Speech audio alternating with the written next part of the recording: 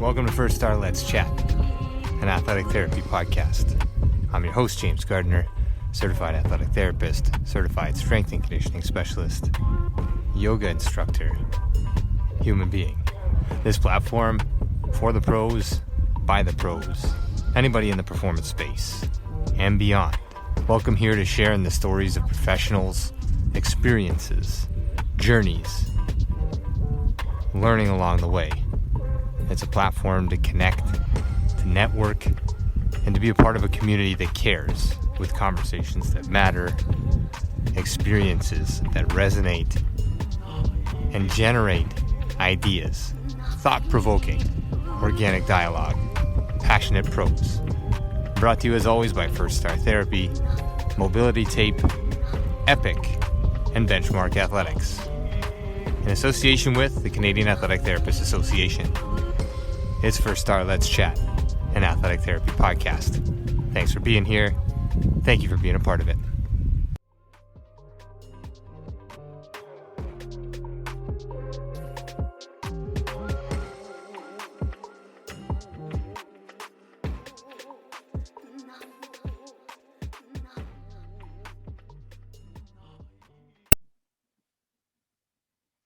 All right, we are live. First Star Let's Chat, session 42. Our guest this evening is Shannon Webster of Sheridan College, currently and about to make big waves, I think, in the AT world and the performance space.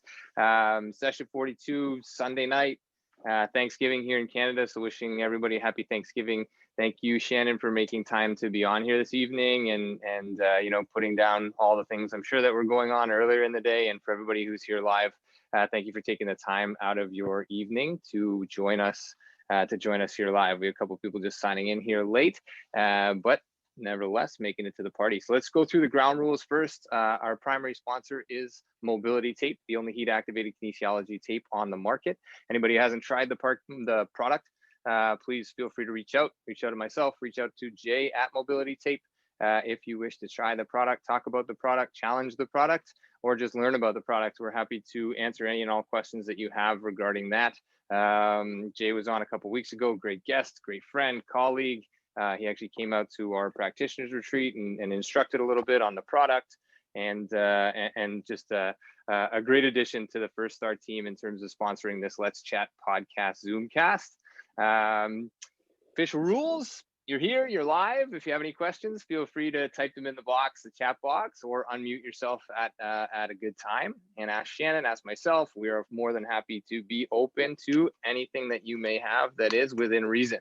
I think that's it. We're being recorded for the purposes of saving the world one conversation at a time, shaping lives, shaping minds, and being shaped. So I think it was talking from the future for the future. That was the topic for tonight. Shannon Webster, our guest. She is currently a fourth-year student at Sheridan College in the athletic therapy program. She began her academic career at the University of Ottawa, completing her honors bachelor's in human kinetics. During her time at U Ottawa, she discovered a passion for athletic therapy while working as a student therapist for the GG's varsity football team in her third and fourth years, while also completing a strength and conditioning internship with the GG's high performance team.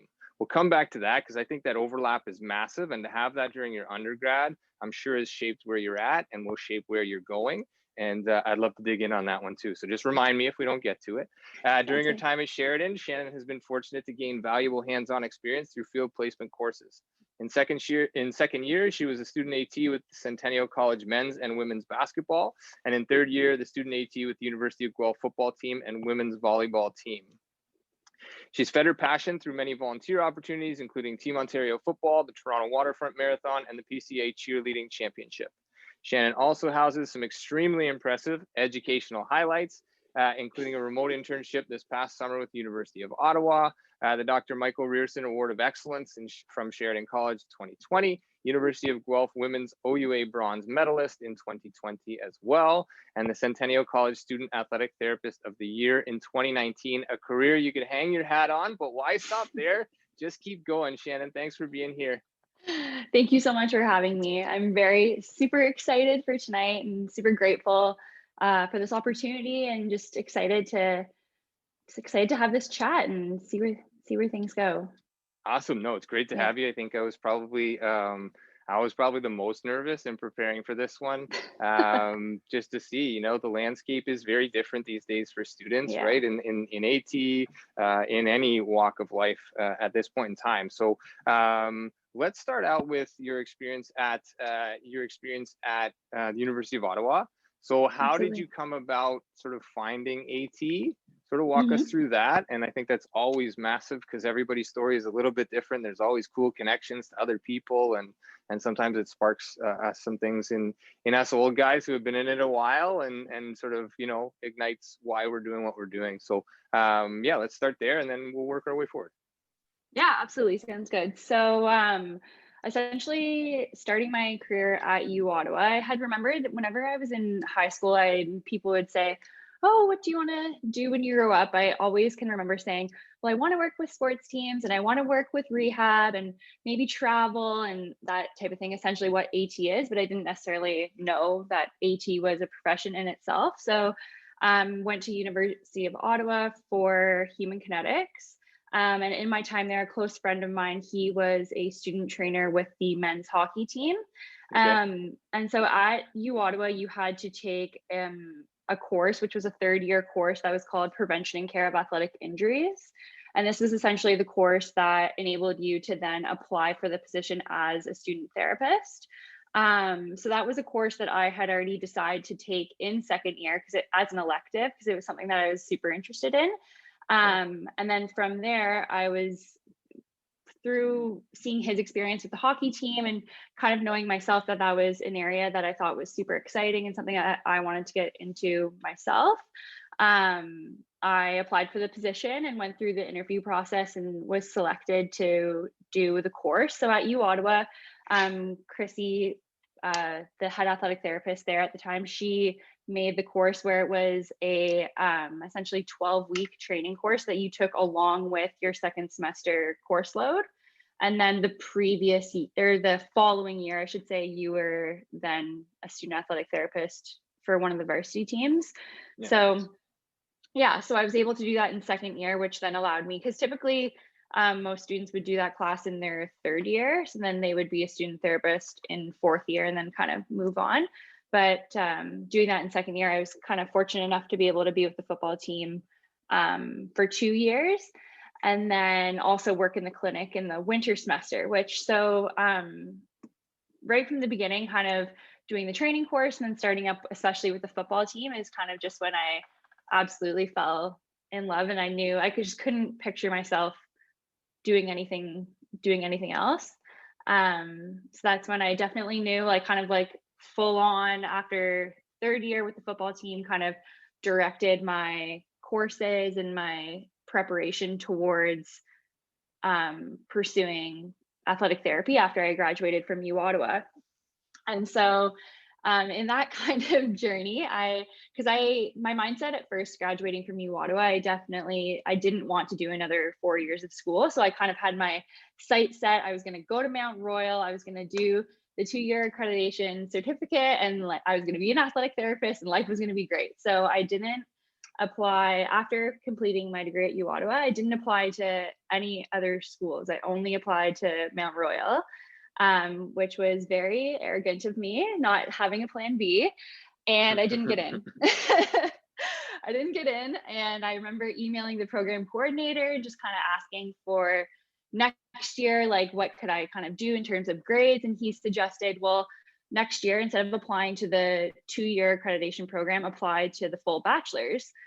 So I did that. And then I took that gap year because I was like, well, I want to be an athletic therapist, but what am I going to do with this year? I did not give myself a plan B whatsoever. So I ended up traveling. I spent 3 months in Australia. I just worked a ton and then traveled that summer and had some great experiences traveling. And then I applied to Sheridan, Concordia, and Mount Royal again. But still, I went to visit my brother who lived in Alberta. I visited Mount Royal. I still had I was like, that's where I'm going. These are like backups or whatnot. And so then I was waiting, didn't get into Mount Royal again. And Huh. then I had applied to a few massage therapy programs as well. And so I hadn't heard from Sheridan, I hadn't heard from Concordia. And I had gotten into some massage therapy programs. So I remember there was one morning that I decided, okay, I'm going to go to school. I'm going to go for RMT. So I texted my mom that morning and I said, Mom, I have to call you later on today because I have some big news to tell you. And I was going to tell her that I was accepting my offer to go to Mount Royal for massage therapy.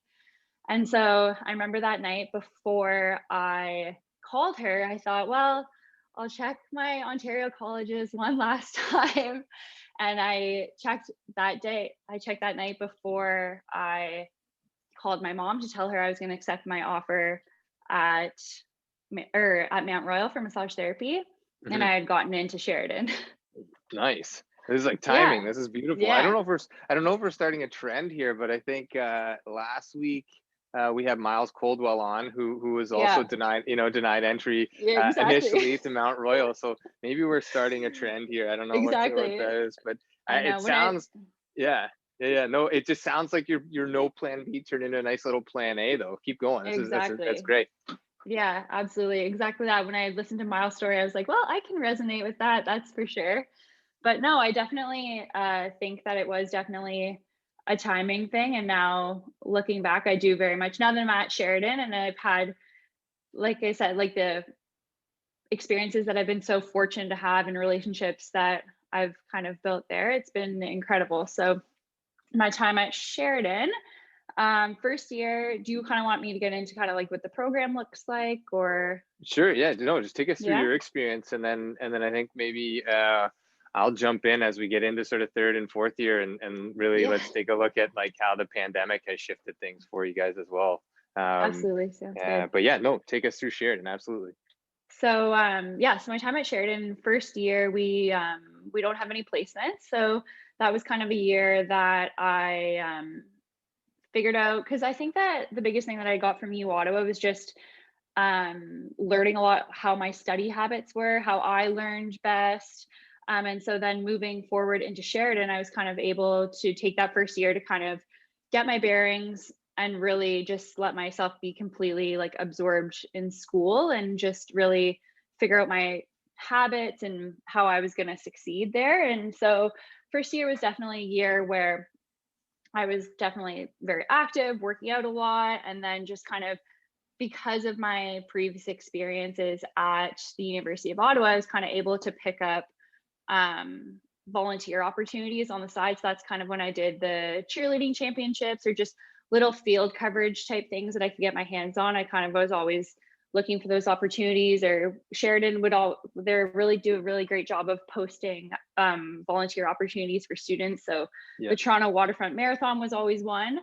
So yeah, first year was like not a lot of like AT involvement, but I kind of just did what I could to find opportunities where they could pop up. And then second year, I had my placement at Centennial College, which was kind of nice because that was another placement that kind of with my previous experience, typically in second year at Sheridan, you're placed with the high school, but I kind of asked for a little bit more responsibility. I felt like I was really ready to be a little bit more challenged. So I was fortunate enough to be placed with a college, which was, I had my hands full, that was for sure, because I was with both men's and women's basketball. So they would always play double headers. So that was definitely a year where I learned a lot about time management. And while I was like taping at halftime and running warm-ups and like doing all those things, I think that it definitely helped me get into like a flow, especially on game days when you're managing a lot of people and have to be doing kind of like all the things, but find a method to your madness, so to say. Yeah, that's a full-time gig. I mean, that's a 10-hour day just there, right? Just with 2 games in a day. And they play typically in that college scene. Do they play midweek and weekend, or 2 on the weekend kind of thing, right? So typically midweek and weekend. Yeah. But 2 games back to back. That's I've been there. Not the easiest, especially. But you have two teams crossing over, right? One team getting ready, one team playing. That's All right. Yeah. All right. Let's keep rolling. That seems like that's a lot to handle. Yeah, they were a great group though, so they made it easy. They were a lot of fun. It was so fun. And then moving into third year was when I had my placement at the University of Guelph. So again, I was back with football, which is a sport that I'm super passionate about. So I had tons of fun there. And then as well in the winter semester, I transitioned over to women's volleyball. So that was a little bit of a difficult transition, I would say, because I was coming into, because football season's typically very like short and sweet, high intensity, good stuff. But then I was transitioning into a full year sport that was kind of already like midway through Right. their season. But I was really fortunate enough to, because at the University of Guelph they have as well kin students, similar to exactly what I had done at the University of Ottawa, being a kin student with a varsity team. They had the same type of program set up at the University of Guelph. So it was awesome that I was able to kind of be integrated into this team of two kin students who kind of already had the lowdown, and they were super kind, and the team was really welcoming. So that was definitely a great experience. And then I definitely found, because third year at Sheridan is kind of a difficult year academically, I Right. found that having kin students with the volleyball team, it really challenged me and helped me study to, if they had questions or if they wanted to learn a skill or a tape job or just had questions about their classes as well, it really helped reinforce my knowledge and what I was learning. Or if I needed to practice a skill that I had in labs that day that I wasn't like too confident with, it was really a great way to kind of have that two-way learning, I would say, which was like a experience that I really enjoyed. Yeah. And then what's, oh yes,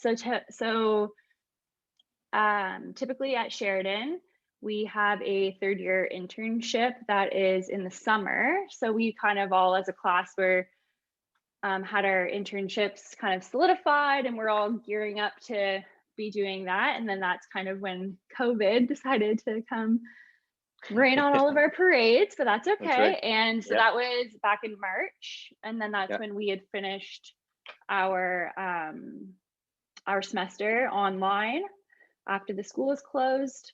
And then my original placement, unfortunately, was canceled. But then I ended up with an opportunity. I reached out again to University of Ottawa, and they were kind enough to allow me to do some learning through Zoom as well, and kind of weekly assignments. And I just did a lot of studying on my own time, studying and reading and that type of thing. So I was able to actually complete my internship credit, which was kind of a personal goal for myself that I was super happy to have achieved. And then now we're back at school Yeah. and things are different, but the profs have definitely worked incredibly hard to do what they can to have it be kind of a smooth transition back into learning. There's definitely going to be bumps along the way, but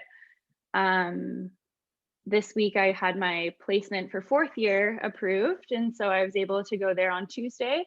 And so now I'm at the Canadian Sport Institute, Ontario, which has Nice. been, yeah, I'm super excited. I know that I'm gonna definitely learn a lot there as well. So Absolutely. Well, you talk mhm. about COVID kind of raining on your parade, but it sounds like you found a pretty decent umbrella and you're getting through this. Yeah, So that's yeah. amazing. To see sort of like the resilience and your ability to navigate that.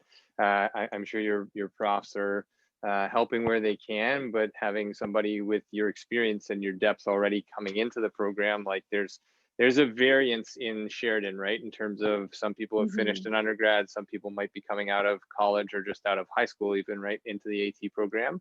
So your background, your maturity, your willingness to sort of understand the profession already goes a long way in shaping this. So you talked about a couple of things that I just want to navigate a little bit, and I think that Hmm. having ATs within the sports space along your way, like in your undergrad, providing that exposure while you're in your undergrad is crucial, right? So that you Hmm. get an understanding while you're doing your kin, your basics, your foundation of, oh, I could do more sports specific stuff, and this is how I could do it, and I don't necessarily have to do those other or those other realms. Like I can be on the sideline, I can be here, I can be in the university setting. So that exposure, I think, is just so advantageous in the OUA and sort of across U sports, where there are ATs at every institution, right? And so that is just highlighting your exposure to it led you to your passion. And I don't think you're the only one, but I think definitely like that's a big thing that we need to consider moving forward as we come back to sports and as sports are enhanced and all those things. So I just wanted to touch on that one. Um, in terms of learning along the way, you've had a ton of mentors, right? Like you've had a ton of Mhm. experiences. Is there one or two that, I don't want to put anybody out on the line, but like, are there one or two conversations maybe that you've had that have really solidified your passion or driven you forward, that just off the top of your head, they don't have to be, like, yeah, anything that's really sort of like enhanced your passion and pushed you forward in the last couple years with your experience? Yeah, absolutely. Like you said, like along my journey, so to speak, I have had so many incredible experiences, and I think that it's really interesting having those experiences, and you kind of almost can see, especially when you're learning from certifieds, like you can almost see the bits and pieces that you like want to take or leave. So it's funny, especially too, like even now that I'm kind of establishing my own flow with assessments or my own type of thing, I can kind of like see pieces of myself in my mentors along the way. And I think that definitely one of my biggest mentors from the beginning was Sarah Kendall at the University of Ottawa, who Mhm. was the head IT with football. And I think that just her balance between being so incredibly professional, but then also having such a passion for what she does was something that I've always really admired. And I think that just like seeing the passion in others, it just kind of would fuel it in myself. And I think that another, how you spoke about just like recent conversations that I've had that kind of drive me along, I think that another super important mentor for me as well has been, her name's also Shannon at the University of Ottawa, Shannon Walsh, where I think that's something that I have taken from her that's been super important to me, is that she very much believes, and I sort as well. So I should say that I believe in the work-life balance, and I think that for a long time I didn't necessarily see that message reflected necessarily in the AT world. I think that for a long time I kind of saw myself as I was going to be a career woman and a career woman only, and I didn't necessarily want maybe not anything else out of my life, and I wanted to be an AT, and I kind of just had those blinders on, and I saw career only. And I think that now that I'm having more conversations with ATs who are more willing to kind of see what else they would like out of life and how they want to be more balanced, I think that that has just been something that I'm starting to get very passionate about myself, because I think that going through third year was academically very challenging, placement very challenging. I definitely feel that throughout that time I've never been challenged that much in my life, and I think that from that I've seen a lot of growth, and I've seen a lot of what else do I want from life, as well as working towards those goals. And I think that it's always going to be hard to be working hard to find that balance. But I think that those are starting to be the things that are driving me, as well as seeing other ATs recognize that they want more from their lives as well. And so I think that's starting to be something else, a piece that is starting to drive my passion as well. And just I think that through COVID is when I started creating more of my in like my content on Instagram driven towards just advocating for the profession and starting to let hopefully people that I know anyways in my personal life just know about more about athletic therapy and Yeah. what we do, and just creating that awareness um, to hopefully know that we can all be successful in our own ways.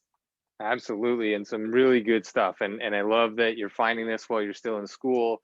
I love that you're definitely going to be out to one of the retreats that we're hosting. Yeah. We started, practitioner retreat workshops. We just had our second one. It was fantastically powerful, and there'll be some footage coming out soon. And a couple of the registrants, a couple of participants, now colleagues, part of our community are on here on a regular basis, and that's massive, right? So we were talking about this earlier, and we were talking about sort of like this idea between work-life balance, and this is what everybody's striving for. And I think that's a bit of a skewed, that's a bit of a skewed vision. Like balance is a thing that may not be in actuality. But when we Mhm. look at it as a scale, it's just like how much are you willing to tip? And that's still balance, right? It's not falling over Exactly. all the way. This is still balance. But I think our vision of like everything has to be equal and evenly distributed to consider it balance, may be a little bit inaccurate. So just tilting it, and how does it tilt, and how do you bring it back, and how does it tilt, and how do you bring it back? And so challenging balance in a different way, I think that's massive. So I'm so pumped to hear you Exactly. say that. I know that this resonates with me on a number of levels. Put it to action since moving back to Canada, and really trying to empower therapists to consider themselves first as the modality, as the facilitator to all of these things. There needs to be some things housed within here first. And I think truly, deeply, that the more we can do for ourselves early on or long term, the better that plays into our practice with others, our practice in terms of, the profession, engaging with different professionals, these kinds of things. So these are all great topics. And then you talked about listening to other ATs and having conversations. And so that's what this platform is geared towards. And I felt like through all of the first sessions, there's been tons of common themes. And then I had this opportunity to say, hey, like Shannon says, following, we've talked about the Let's Chat platform a little bit. You've reached out through, social media. We had a couple phone calls, and then I thought, like, you're the person that we need to hear from, a representative of the student body, not you specifically, but you specifically. Yeah. You're in it.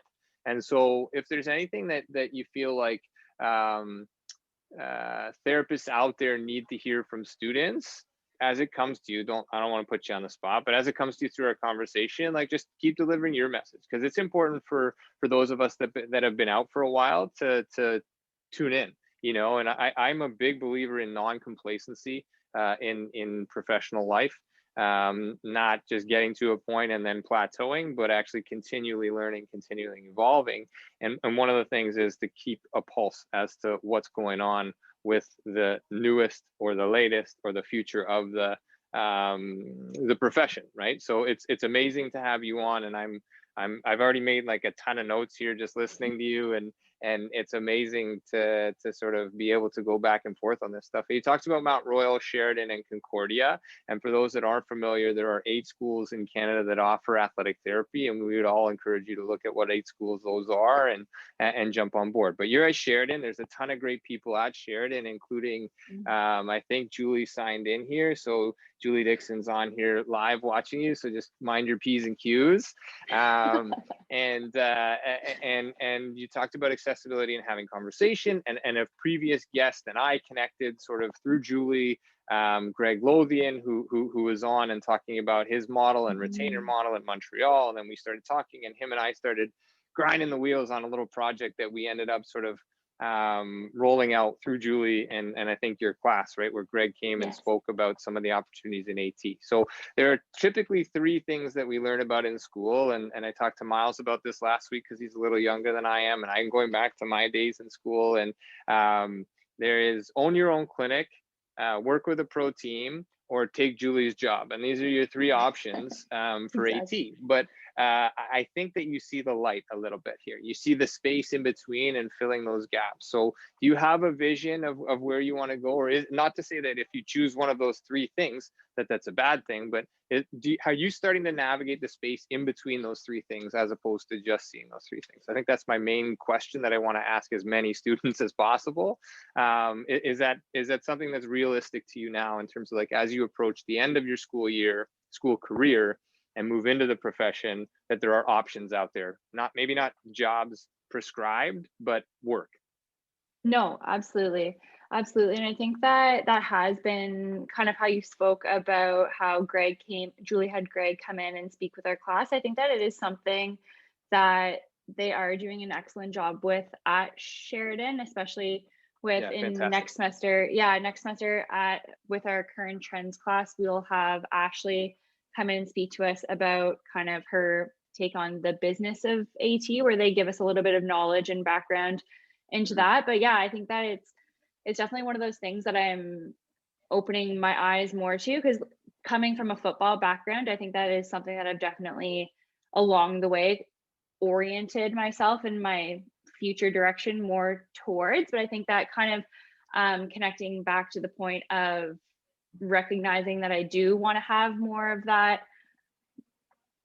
I don't want to necessarily say balance, but I do, that there is a more that I want from life. So I think that Yeah. definitely opening my eyes, that is something that is definitely existing, is opening my eyes more to what else may be out there. And definitely, I think that it's finding our niche and getting creative and kind of just seeing things outside the box and maybe creating opportunities for ourselves. And I think that definitely something that I've learned and I'm starting to recognize the most, especially the last 2 years and third and fourth year, is that I think that also too, kind of how you were speaking about the fact that there is those kind of three, like varsity, clinic, or taking someone else's job kind of thing, that you kind of get in this negative headspace or scarcity mindset. Well, it's like, well, there's only so many athletic therapy jobs. But I think that something that I'm really trying to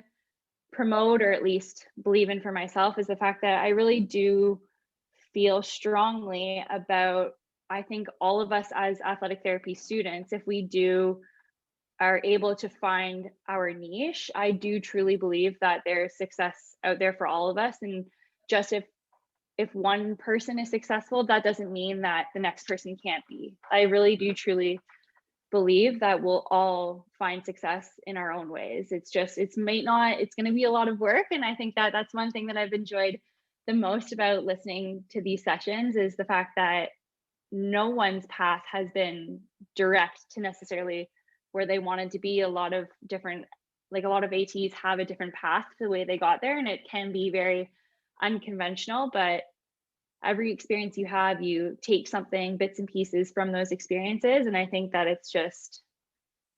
it'll be an interesting ride, but I truly do think that we'll all find it. And that's the thing, it is kind of nice that now at Sheridan, we're hearing people come in and speak about those experiences. And I think that it's so important to share with each other how we've found success, not necessarily like hoard it and be like, I found success, so I'm going to keep it to myself. I think that's so important that we're opening the dialogue and sharing with each other how we can move forward all together. Yeah, and I think that's critical, not only within athletic therapy, certainly within athletic therapy, but also into the integrative space, right? Like into that performance space, or paramedical or medical healthcare space, where I'm not a big titles person anymore. I might have been in my past, but again, you talk about your niche. It's taken me a long time to find it, and I feel like now more than ever, I'm leading from understanding what drives me and where I'm most passionate. And I've always been passionate about the field. And I think like growing a little bit older, taking a step back, diving in a little too deep, all of these things are growth. And you talk about finding a niche, and that's it. It doesn't have to happen right out of school. So use your experiences, take volunteer opportunities, take your time with it, and it'll come. You'll find your way, and it will find its way to you. But coming back around to the competition angle, like I would much rather sub out collaboration for competition any day of the week. I'm in a space now, in a facility where there's a ton of them popping up, and like, and how are we going to separate ourselves? How are we going to compete? And we allow the non-compete clause in our space, where we're not trying to compete with anybody other than like the athletes in front of us to be a little bit better tomorrow, for us to be a little bit more deliberate in what we're doing in the moment that we're in, so that we can really house what it is we're trying to do and trying to live, and so it's no longer about how big is your facility, or sub in any word you want, but it's no longer the quote unquote pissing contest, but it's now about intentful delivery and contextual substance, you know what I mean, where people can walk away. So I love that this is filtering its way over to the student population. Greg and I are working together on that project, and I hope to get into some of those classes as well, or just our schedules didn't line up on that Monday that happened. But let's come back around to COVID a little bit, and classes. You guys have some online, some of not happening at all. You have labs that are in like full protective gear, I think. Tell us a little bit about like what does AT school look like currently? Yeah, absolutely. So like you mentioned, all of our lectures are online.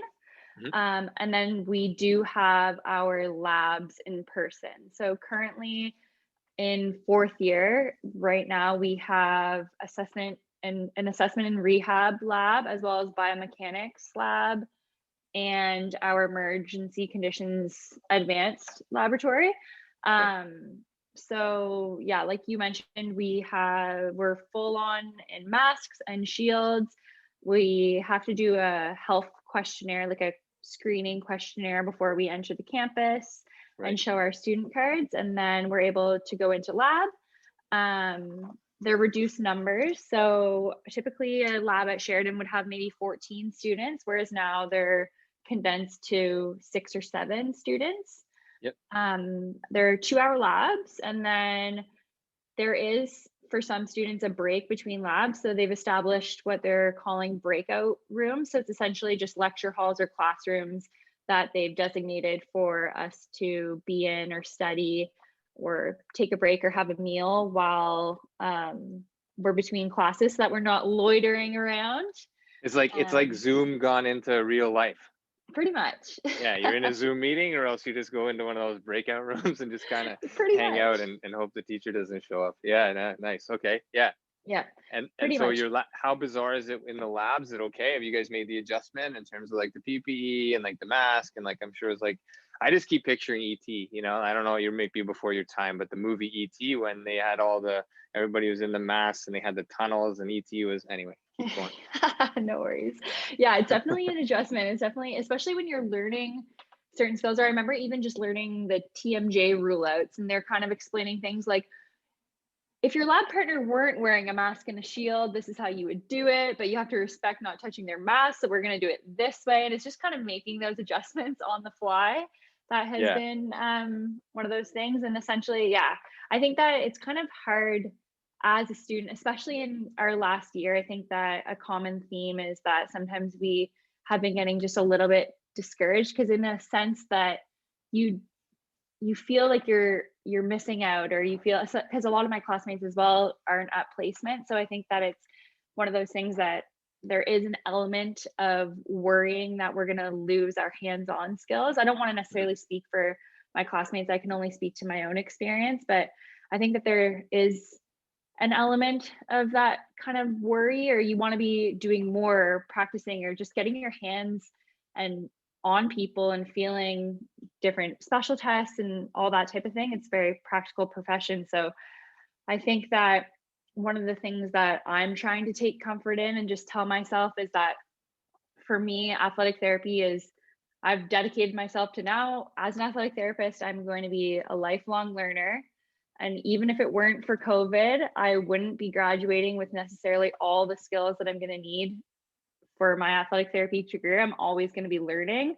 So I think that that's something I just keep telling myself is, if there was COVID or wasn't COVID, you wouldn't be graduating perfect. So you just really have to do the best with what we have each day and just kind of try and move forward that way. But yeah, it's definitely presented its challenges, but we're definitely getting through it and making adjustments. And one thing that I will say about, definitely, I can't necessarily speak, unfortunately, too, I'm not getting the opportunity to meet many students in the younger years, which is unfortunate, because I know often you make those connections through all being in school together. So there's only a handful of third years that I know, and I haven't really had the opportunity to meet any first or second years. But one thing I will say about my classmates is that we are a very resilient bunch, and I am incredibly proud of all of us.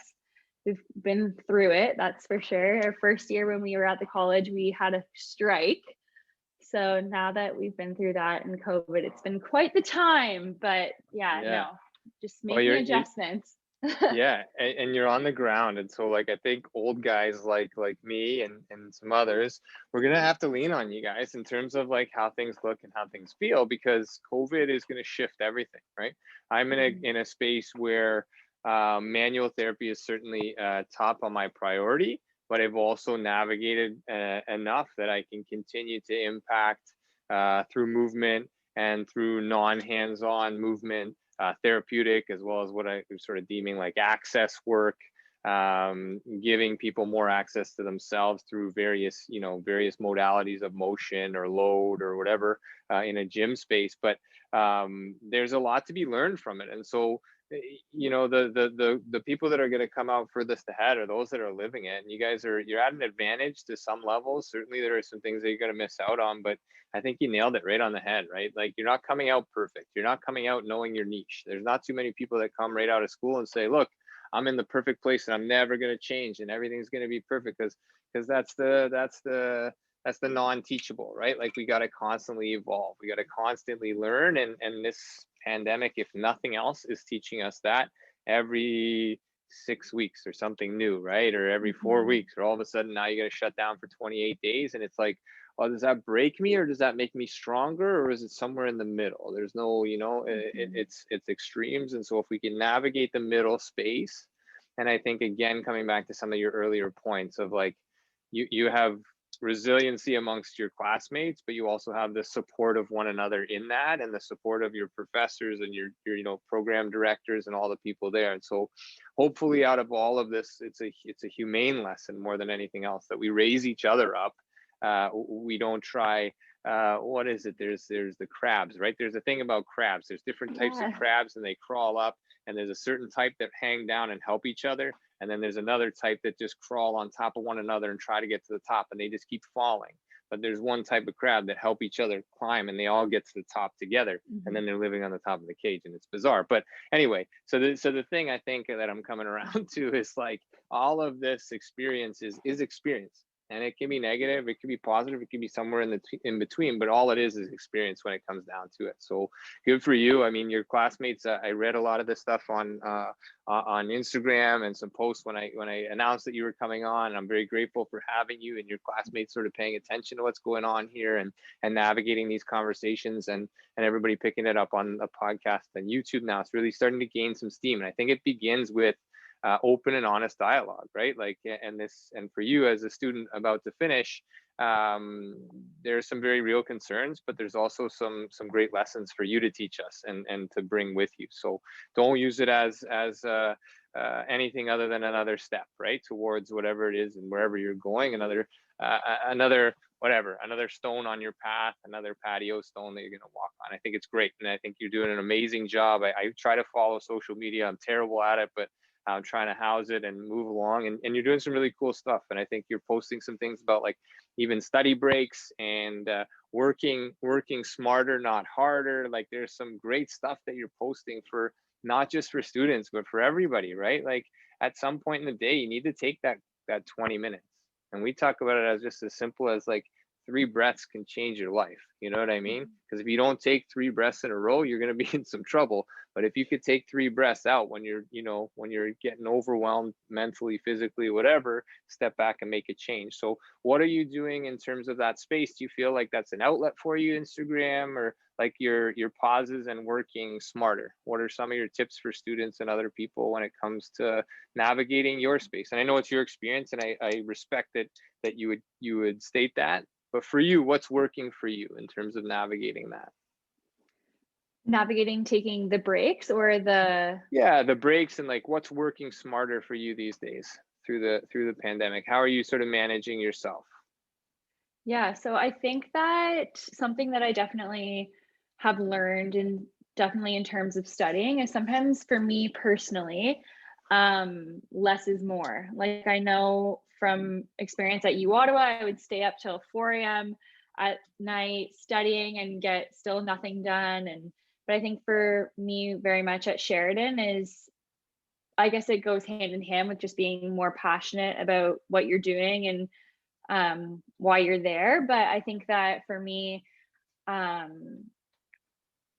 being dialed in lectures, and then knowing that I've learned the content in the lecture, I think that I don't necessarily have to spend as many hours studying. But I think that some of the biggest things for me to kind of stay on task have been kind of like things like, I'll have mantras. I think that one of the ones right now that I have posted on my wall is, it's a kind of a funny story.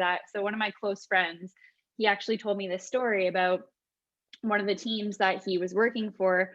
It's very common, I guess you could say it, when you're at a sport practice or on the field, and athletes will be doing drills, and say typically say it's offense and defense against each other. Whoever loses has to do 10 push-ups.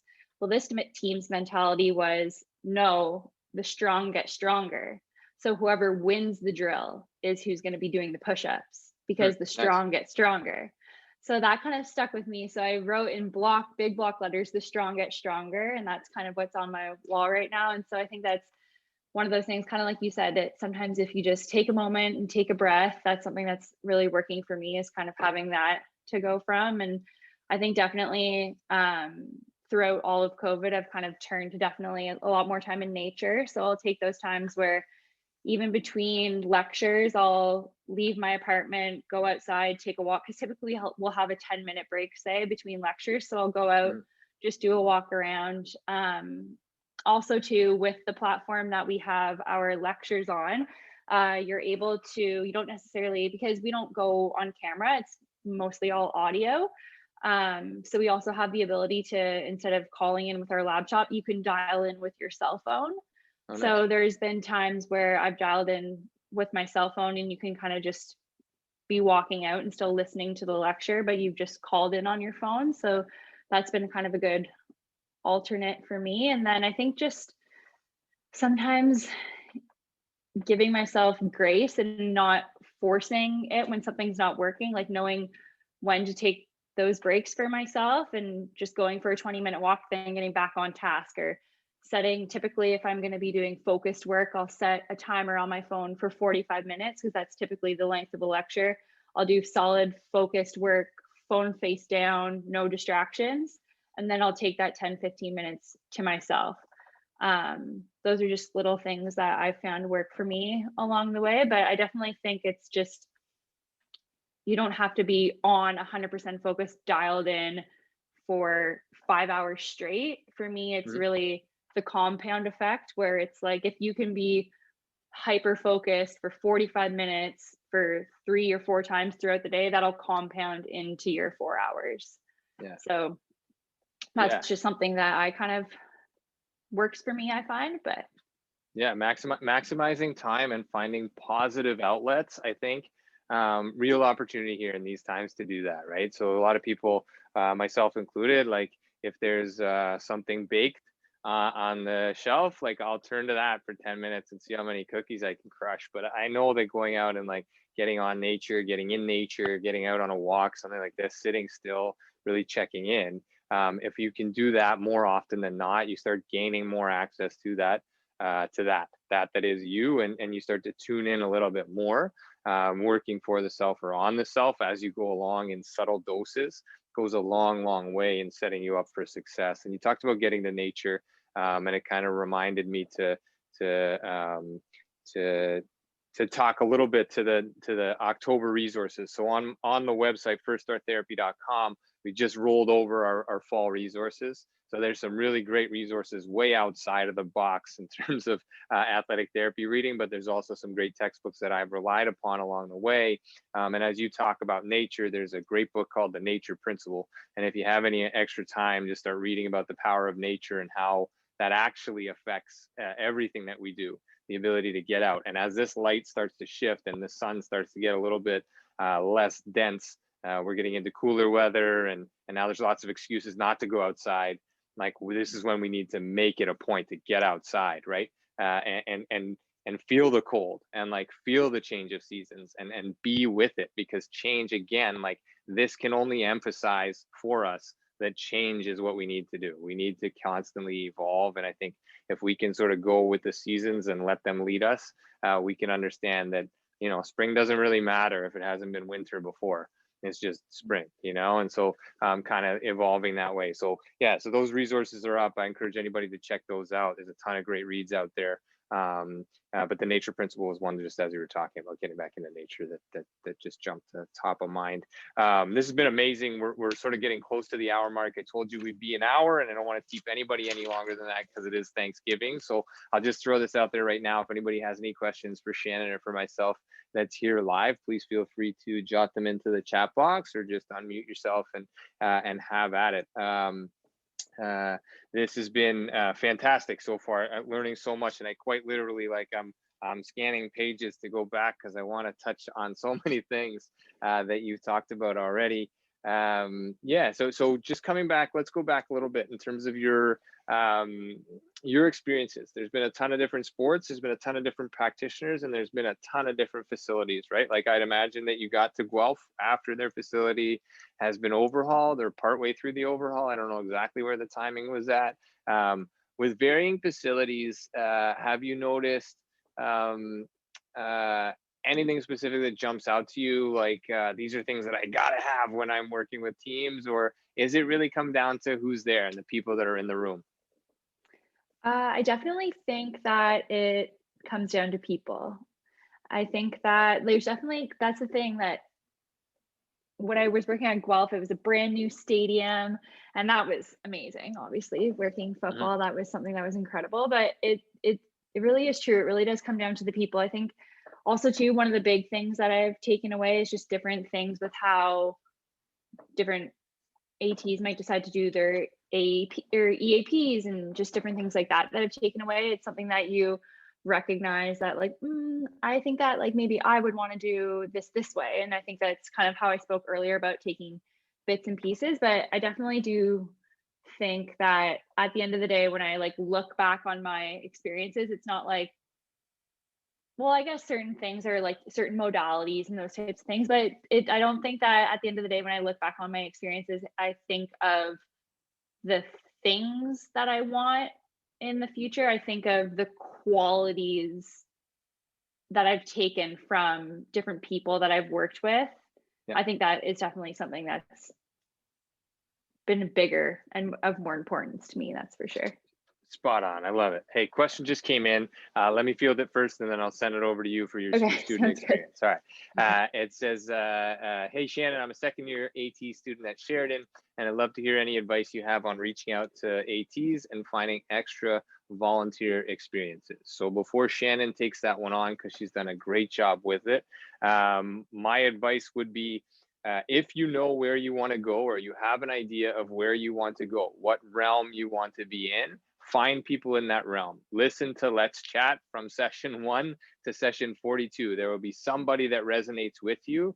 Use myself, use that guest as a medium, as a mentor, as somebody to bounce ideas off of, and check in and see what their path was, and really try to, you don't have to emulate that, but understand that it's non-linear in nature, and the more people you can connect with over your school years, the better off you're going to be coming out. Not because it's who you know, but it's because who knows your value. And so as you start to get to know other people, they get to know you too along the way. So I think that's a great question. And Shannon, I'll throw it over to you. So any advice on reaching out to ATs and finding extra volunteer experiences? Yeah, absolutely. I would say going off of a lot of what you just spoke about, James, is exactly that. And I think also too, um, there can be an element as a student. I feel that sometimes there can be an element of intimidate, like feeling intimidated, reaching out. You're not too sure, you're afraid. But I mean, the worst that they can say is no. But also, anytime you're reaching out to someone who has gone further than you, typically those aren't the people that are going to be discouraging in some type of way. Like people want to help others, and especially athletic therapists, I find from my experience, anyways, very willing to help others. And I think that even if you just kind of exactly what James said about finding if there's a certain sport that you want to work or a certain team you want to work out with, just shoot that person an email and make those, try and be very professional in how you speak, but just make those authentic connections and reach out and just get that chat line going, I suppose. And if they know of your name, that it might not be an opportunity that presents itself right away, but at least for the next time, if they have something come up for, they're going to be like, oh, sorry, I didn't even see what your name was, but they'll be like, oh, so and so reached out to me 2 months ago looking for some coverage. So maybe they'll then when they something does come up, then you're the first name that they go to. It never hurts to kind of throw your name out there, even ask if it's not necessarily coverage right away, even asking for opportunities where you can just go and observe, very valuable. Even if it's not just field coverage on your own, there's always something to learn, and all ATs kind of have their own perspective or own way of doing things and are usually always very open to having an extra set of hands, having an extra set of eyes. So even if it's something that you reach out and just ask for, I would love to come kind of observe. I know times are tough right now. The opportunities for that type of thing with COVID makes things a little bit more challenging, but even just reaching out and having that authentic conversation goes a long way. I mean, it's kind of how I got myself on here, weirdly enough. So I mean, it was just a message, and just kind of reaching out to James and saying that I really thought that what he had started was really inspiring, and that I found that it was created such a positive environment for athletic therapists to be sharing our experiences with each other. And then weirdly, he asked me to be here. So you never know what's going to happen. That was an easy ask. That was a great conversation. Yeah. And really, I truly appreciate the support. Everybody on here picking up the podcast, picking up the YouTube channel, archive versions, and certainly being on here live, like on Thanksgiving Sunday. And Shannon, for your support along the way, and the messages of encouragement and impact and all of these things. Because again, coming back around to this idea is there's a couple things that people want to do. People generally want to help other people, definitely, like Shannon said. And then secondly, they definitely want to talk about themselves. So if you give them an opportunity to talk about themselves, especially when they're passionate about something, like we could talk all night about AT and all the opportunities within this space, because for me, AT is very much, it's human centric, right? So it's if you're another human being, I can help you. And if you're another human being, you can help me. And that's what it is. That's athletic therapy. You don't have to box yourself in any way that you don't feel you should be boxed in, because you're gaining people skills. You're gaining technical orthopedic skills. You're gaining all of these different various experiences, human, like personality, human to human contact, both physically and emotionally and mentally, and all of these things. And this continual growth and evolution of what it is that we can and will do as a profession spills over into every other realm. And so again, removing titles for me is part of it, but that opportunity to impact every single other person on this planet is not, there's not too many professions that can do that. And so that's kind of where I see it. And Shannon, we didn't really even get into CSIO, but I know it's a great opportunity. We had Chris Robertson on here. Amy Stefaniak, I think, is she overseeing what you're doing there? Yeah, she's my direct supervisor. Yeah, she's your direct supervisor. And little plug, I think she's also on here live right now. So Amy, keep your ears out. I'm gonna reach out to you, not just to evaluate Shannon, but to get you on here as a guest as well in the future. So no, I think this has been amazing. There's one other thing I want to touch on, just because it came to mind as you're speaking. The idea of collaboration and crossover. I've always had this idea that it would be really, really cool to have, and maybe we'll get there, like Sheridan, York, Concordia, Mount Roy, like crossover between programs, right? Like we sometimes get it in the city where you're with another AT student from a different program. And it's not that one program is better than another, but actually like collaborating and connecting on the differences and stuff. And so I think there might be, I don't know, do you feel like that would be a cool idea in the future, like to collaborate between programs? Absolutely. Yeah. I've had the opportunity at like some placements will have York students as well. And it's so cool to just learn about how the programs do things a little bit differently and how you learn different skills. I think that would be awesome. Yeah, nice. All right, so let me just wrap up here with a couple things. Again, thank you so much. Shannon Webster has been our guest, fourth-year student at Sheridan College, about to take the AT world by storm once we get through this graduating year. Look forward to calling you a colleague. I think I'll call you a colleague at this point anyway. Everybody else for being on here, happy Thanksgiving here in Canada. And for everybody picking this up live. Again, just want to reiterate that membership is available to certified athletic therapists. It's $10 a month. You're getting 0.4 CEUs per session dating back to August, so you can catch up on all those CEUs that you're outstanding. You can also support the profession of AT by supporting a fellow AT with that membership along the way. Guests coming up next week, we have Drew McDonald, another Sheridan graduate. He's currently with the Toronto Blue Jays. On the 21st, we will have, it's a Wednesday evening, that'll be a special mental health and addiction in the sports space, talking with a couple fellows from the psychology realm, and then CCMHS, which is the Center for Mental Health in Sport in Ottawa. A couple of people from there, a couple of women will be talking about that facility and that space. That's $39. All proceeds from that on the October 21st going directly to advocates for mental health and addiction in sports. And then we'll wrap up our October sessions on the 25th with Becky Swan, who's doing some work with the Vancouver Police Department and out on the West Coast as an athletic therapist. So a lot of cool things coming up. Again, check out the resources, check out the archive versions of this, tell your friends, tell your uncle. Happy Thanksgiving, and everybody for being here. Thank you so much. Shannon, I wish you the best. Let's stay in touch, and I'd love to have you on again. Let's collaborate on a panel going coast to coast in all the AT programs.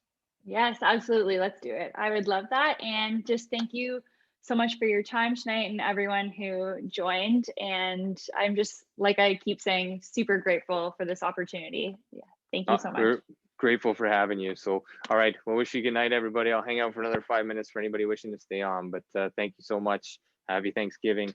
And this has been session 42 of First Star Let's Chat, an athletic therapy roundtable sponsored by Mobility Tape, the only heat-activated kinesiology tape. Good night.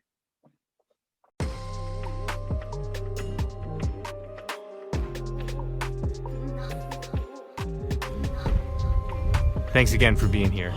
Thanks for listening. Thanks for being a part of this community. Check us out online, firststartherapy.com. That's FIRSTAR therapy.com. Or email us with feedback, consult@firststartherapy.com. CONSULT@firststartherapy.com. On Instagram @firststar.therapy, and our podcast host @letschat.at. This is First Star Let's Chat, an athletic therapy podcast.